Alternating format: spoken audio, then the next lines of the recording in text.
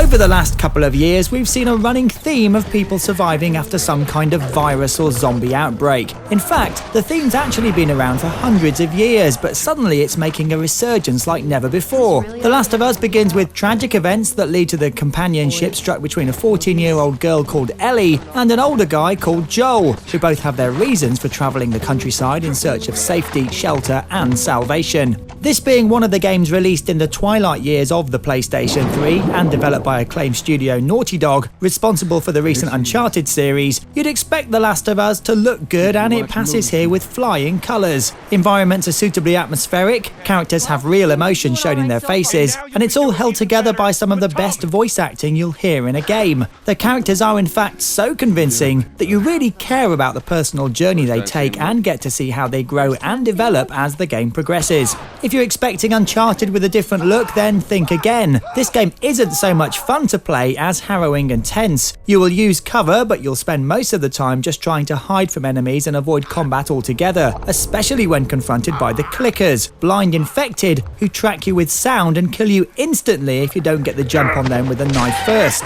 Other enemies include runners who sprint towards you in a rage, and of course humans, who provide some tactical AI to fight against as they try to flank you, and can also get up close and personal if they manage to sneak up behind you. As well as the combat and exploration, there's also a light RPG element to the game, where you can collect items to upgrade your abilities and weapons. It's nothing too complex, but it does add another element to the progression of the characters. Where The Last of Us excels though is in its superb pacing. You may go a long while without an encounter, which makes it all the more chilling when a monster appears out of nowhere. Action-packed scenes also make an appearance, so you can let off some steam and try out some of the larger weapons at hand. The only thing that lets the game down slightly is the puzzle solving, which mainly consists of finding planks and ladders to move, climb and cross gaps with, or pallets to use as a raft for Ellie. There's also the occasional piece of clipping, and the game did freeze on me a few times, resulting in a console reset. But this could be down to the PlayStation 3 not quite coping with what's being thrown at it. I highly recommend The Last of Us. It's one of the last true greats before the PlayStation 4 arrives, so it gets a blockbusting